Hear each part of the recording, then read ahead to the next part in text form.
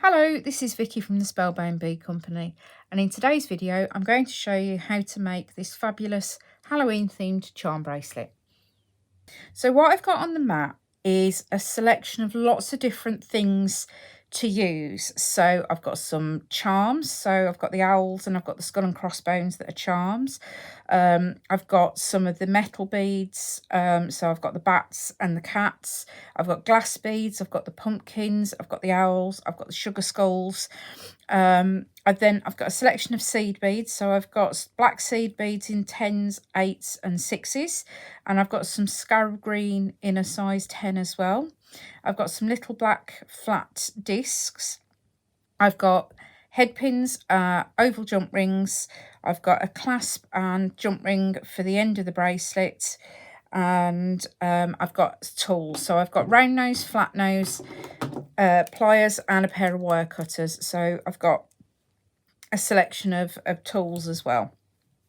So most of it is built up in the same way. So if you could make an earring, you can make a charm bracelet. The only thing that's a little bit fiddly is to make the pumpkin with the leaf on. If you find it too fiddly, do the pumpkins without the leaves. It's not the end of the world. So I'll start by showing you just how to do a simple loop above a bead. So this is how I've made the glass owls, the mice, the stars, the plain bats, and the sugar skulls. They're all done in the same way. So I'm just going to put the head pin through the bead, and then with my wire cutters I'm going to trim that off so that it's about 6 millimeters, about 1/4 of an inch above the top of the bead, and just cut that off. Put that to one side, and then I'm just going to use my round nose pliers to turn a loop. So I'm going to pinch the tip of the wire in the pliers, and then I'm just going to pull towards me slightly to bend the wire, and then I'm going to roll away to bring the end of the wire round into a loop.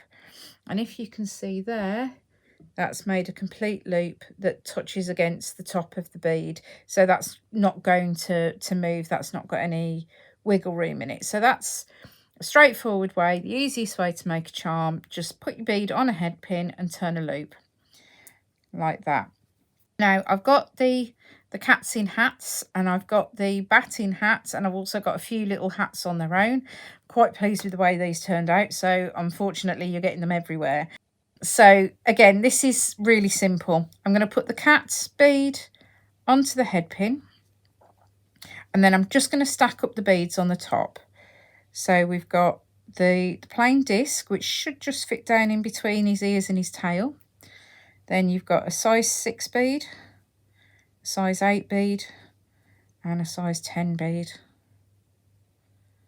like so. And again, we're just going to trim this down and turn a loop above. So we will trim, and then again, take the end of the wire in your pliers, pull it towards you, and then turn it away. And just make sure that you've got a decent loop. So there's another cat in a hat. And I'm just going to do another plain hat. You can do any combination of these that you like. So the plain hat's exactly the same as we've just done. We just don't put the cat on first. And again, trim. Take the end of the wire in your pliers, pull it towards you, and then turn a loop. Like so. And there we go. So the pumpkin is the only thing that's a little bit fiddly to make. So, but again, I'm not a wire worker, so it's not going to be overly complicated. I'm going to put the big pumpkin bead onto the bottom of the head pin, and then I'm going to use one of the scarab green beads just as a little stalk to give us a bit of a space.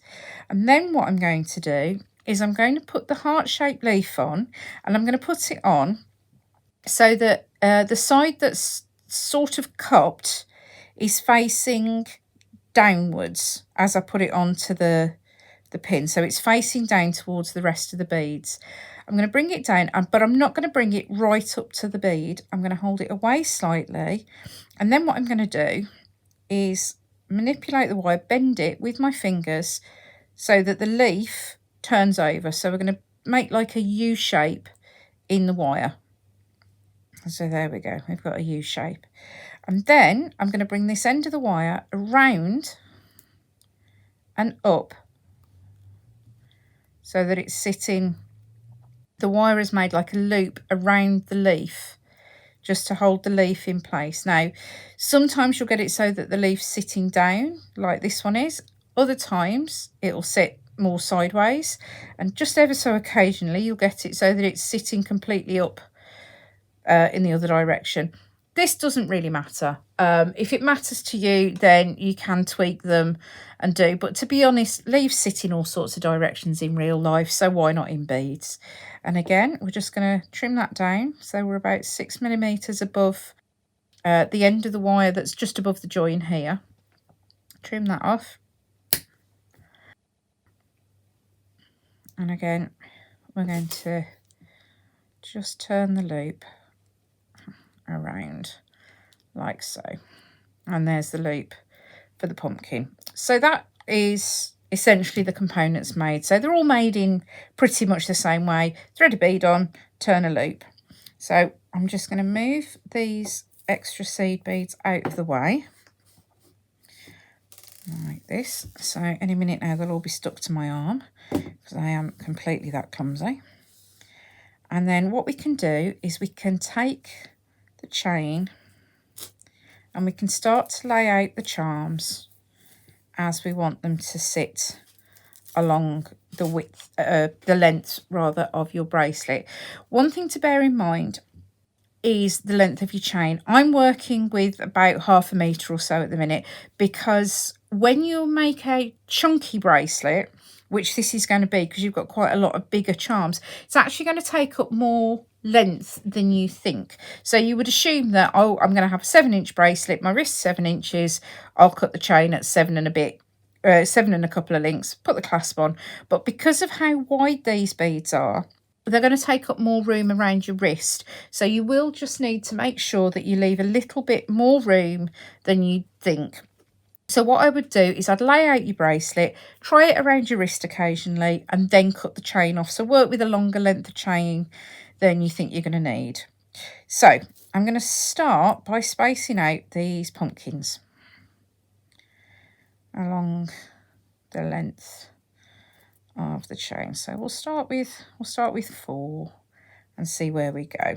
So then we've got the skulls, and we'll have a mouse. We'll have a mouse on the end. Now what you can do as well is taper your bracelet slightly towards the ends, so don't have big chunky beads right next to the clasp, because that will make it harder to do up. So that's just something to bear in mind. And the other thing is to make sure that you lay out your charms, your dangles, your beads, whatever you're using, on both sides of the bracelet, because this will give you a much fuller effect when you're working.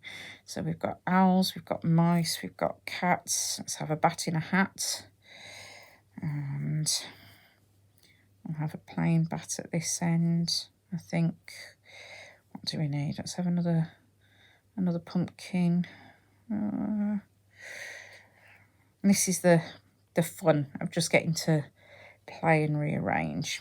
And we haven't got a skeleton on yet. What else do we want? I'll have a plain hat, and then another owl in.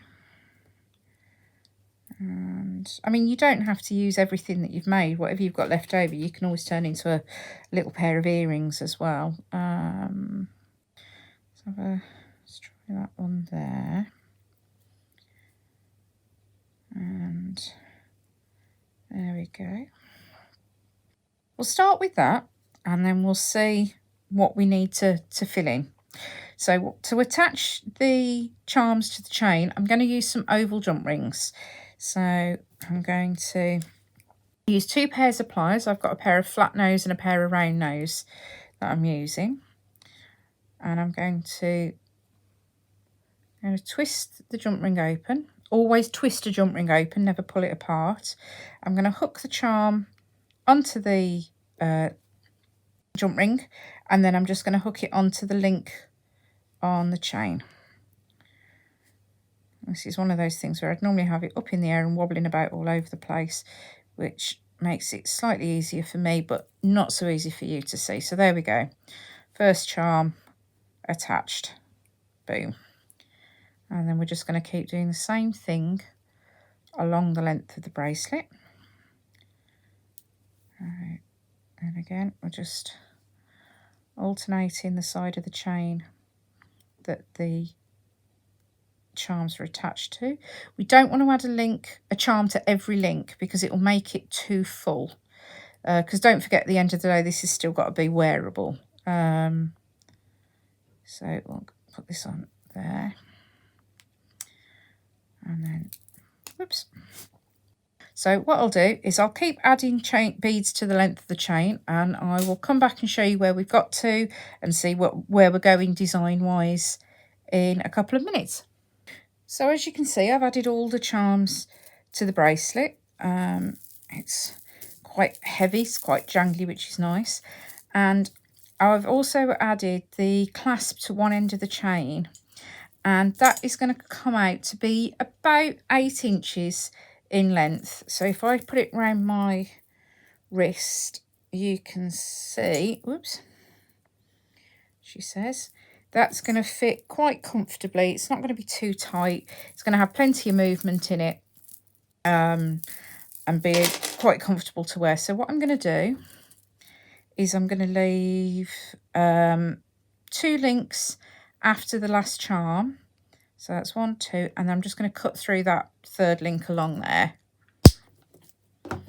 Move the excess chain out of the way. And then with another oval jump ring, let's get one, I've got a loose one there. I'm just going to open that ring up. Find this end of the chain again. Go through that link on the end, and then through my 7mm jump ring that I've got there, and close that up. And there you have your finished charm bracelet. There's plenty of room here. You can add more charms if you want. You can have fewer charms. You can have it any, that's a poor pun, any which way you choose. So if I just put that on there, and there you go. And you can see that the charms will hang in different directions. Some will face up, some will face down. And there we have our finished charm bracelet.